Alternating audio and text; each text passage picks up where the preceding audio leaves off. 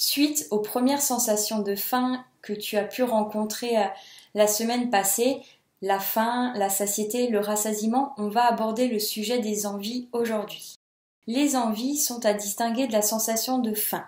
La sensation de faim est physique. On ressent une gêne à la gorge, au niveau de la poitrine, au niveau du ventre. On peut se sentir faible, avoir des vertiges, même des nausées, se sentir fébrile. Tout ça, c'est vraiment physique. C'est un appel de besoin calorique, d'énergie du corps. L'envie, elle, est un besoin psychique. Elle peut également se manifester par des signes physiques, mais beaucoup moins présents. Et c'est elle qui permet aussi de passer à l'acte alimentaire. La faim seule ne nous pousse pas forcément à manger, mais l'envie, oui, l'envie d'un certain aliment.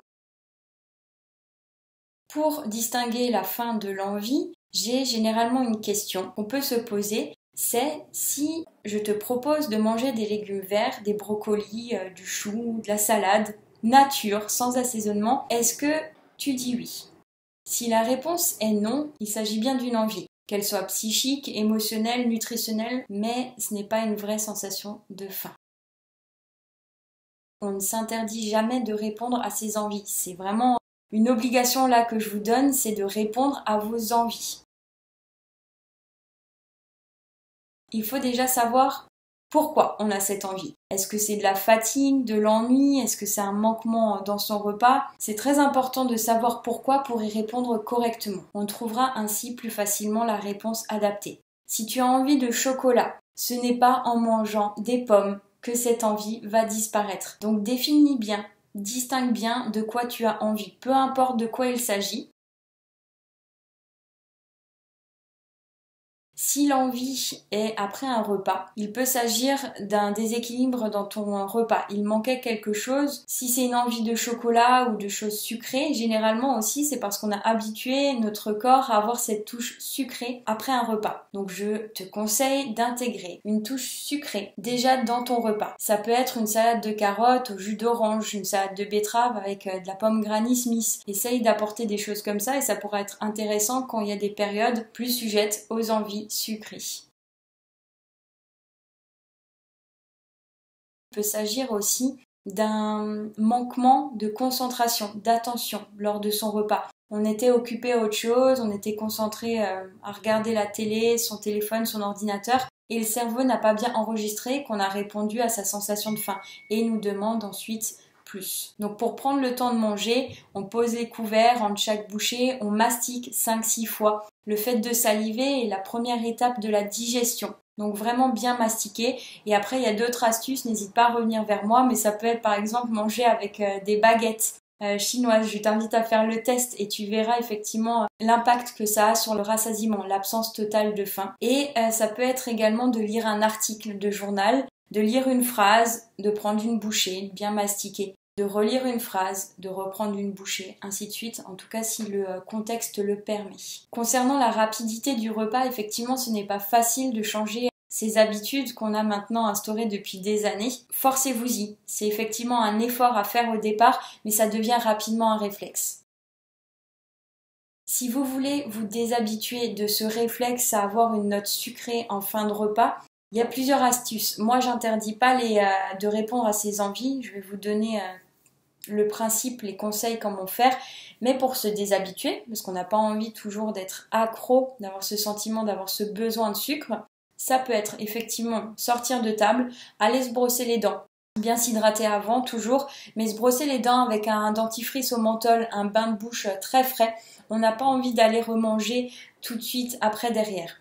Rien ne vous empêche, et c'est ce que je vous conseille de faire, de vous dire, bon bah si dans 1 heure ou 2 heures j'ai encore cette envie qui persiste, je me l'autorise. Je me fais un 4 heures, j'emmène une collation avec moi au travail. Je m'autoriserai à faire un goûter. Ça peut être également sentir la cannelle. La cannelle coupe les envies sucrées et ça fonctionne généralement très bien. On prend une inspiration, on n'oublie pas de respirer, on va revenir dessus dans la formation. Mais on respire 24 heures sur 24, sauf qu'on le fait très très mal. Donc respirer correctement, c'est en respirant par le nez, profondément, en mettant de l'air dans ses poumons, mais également dans son ventre, en expirant cet air, et après en inspirant avec la bouche aussi, en prenant de l'air avec la bouche. et en remplissant également ses poumons et son ventre. On souffle, on se calme, s'apaise, on oxygène, on aère ses cellules, son corps. On ne saute pas sur les envies, on ne se jette pas sur la nourriture. On va se préparer quelque chose de sympa, quelque chose qui nous fait vraiment plaisir. On s'autorise donc cette collation, que ça soit après le repas ou en dehors des repas, il n'y a pas d'heure, peu importe. On s'autorise cette collation, mais pas toute seule. On se l'autorise avec quelque chose de sain, toujours pour que le corps, après et bien fait, puisse prendre le bon et éliminer le moins bon, ce qui est effectivement jugé comme le plus gras, le plus sucré. Si vous lui donnez qu'une seule part de tarte, de gâteau, un donut ou un cookie, je ne sais trop quoi, de chocolat, en plein milieu de l'après-midi, en dehors des repas, il n'aura que ça à garder, à absorber, à donner au sang, aux organes qui en ont besoin. Si vous lui donnez quelque chose de complet, on va faire par exemple une vraie collation, un fromage blanc en entier, avec des bonnes graisses. On va y mettre un fruit, une demi-banane coupée en rondelles. On va y greffer cette cannelle dont je parlais avant, des amandes effilées pour avoir du croquant. Et on va y greffer après dessus et ajouter le cookie. On va l'émietter ou ce morceau de gâteau. On va faire quelque chose de joli, un beau contenant, une belle présentation. Et on va vraiment se poser pour le déguster. Le soir, en fin de journée, on coupe la télé, on va dans la cuisine faire sa pause, on s'installe à table et on prépare sa collation avec une bonne boisson chaude, également bien présentée. On déguste, on savoure, on prend le temps. Si on a envie de plus après cela, avec toutes les étapes qui ont bien été respectées en amont, on se l'interdit pas. On se dit juste, bon, je vais attendre un petit peu, peut-être que le rassasiement va venir plus tard, il est toujours décalé.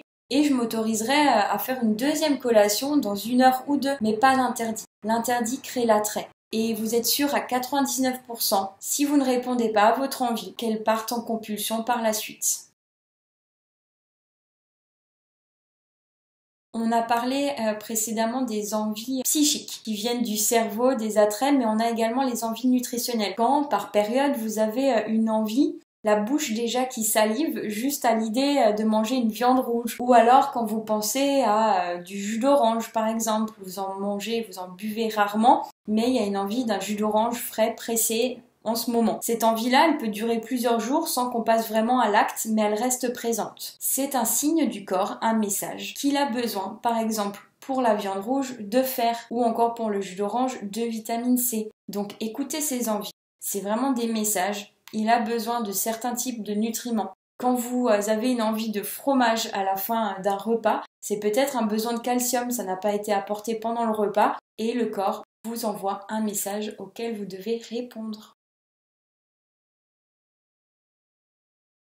Concernant les envies de manger émotionnelles, un manque, un vide, une sensation de fatigue, d'épuisement, il y a quelque chose qui vous attriste, on a besoin de réconfort, on viendra là-dessus par la suite. Mais pour savoir déjà que c'est une envie émotionnelle, souvent, il y a 3 caractéristiques pour la distinguer.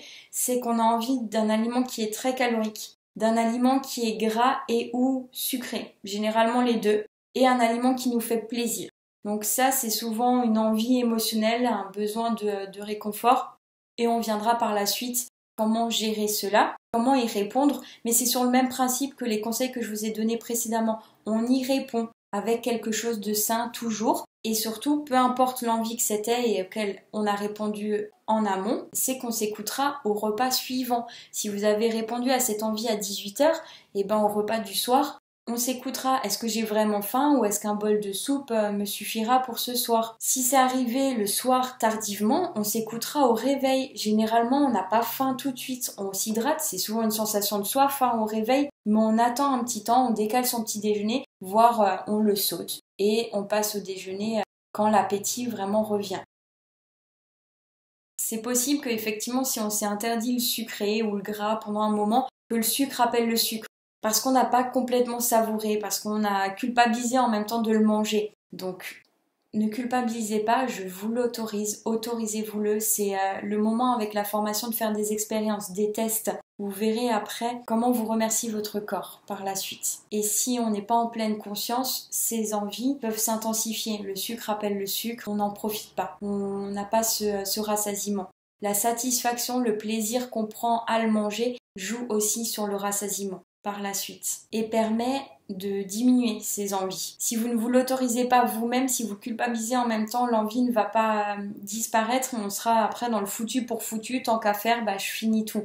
Non, décidez de faire durer le plaisir. Si on attaque le chocolat le soir, ok, on laisse fondre, on savoure, on déguste. Si on a envie d'un deuxième carreau, pourquoi pas? On déguste encore plus et généralement ça s'estompe cette envie. Si on a envie d'un troisième, on se dit, là je vais attendre un petit peu et je me l'autorise demain. Je me le pose déjà sur la table au petit déjeuner. Au final, c'est peut-être plutôt de la fatigue. J'ai besoin de sommeil et mon corps cherche de l'énergie pour rester éveillé. Donc je vais plutôt aller me reposer, vivement que je m'endors. Vivement que je me réveille et que je prends ce petit déjeuner. Pourquoi je vous dis de vous autoriser les plaisirs? Parce que l'alimentation, c'est ça aussi. C'est répondre à ses envies, se faire plaisir, partager, profiter. On est assez frustré dans la vie au quotidien, donc il ne faut pas l'être avec l'alimentation. On a le droit d'avoir une alimentation émotionnelle et c'est même normal de trouver du plaisir, du réconfort en mangeant. On y viendra, mais autorisez-vous-le. C'est un moment où on reçoit des informations agréables dans la bouche. Ça nous permet de nous déconnecter du reste, de couper toutes les idées qu'on a, tout ce stress, de faire une vraie pause. C'est pour ça parfois aussi qu'on mange sans faim, parce qu'on a envie de faire durer ce moment où on est déconnecté du reste. On y viendra par la suite pour pas que ça déborde, que vous vous sentiez mal après, mais vous avez le droit de vous autoriser cette pause. C'est un moment pour se déconnecter, donc profitez. On revient sur cette notion de manger sans faim et sans faim. Effectivement, ça peut être aussi dommage d'arriver à ce point-là parce qu'on envoie une mauvaise information au corps. On lui donne à manger alors qu'il ne l'a pas demandé. Et les jours d'après, il va vous envoyer ces faux signaux. J'ai eu de la nourriture hier, à cette heure-ci, du sucré, du salé, peu importe. Aujourd'hui, j'en redemande, il est l'heure, il faut qu'on passe à table. Donc on va essayer de se détacher de ça et vraiment de se concentrer sur les vrais messages que le corps envoie.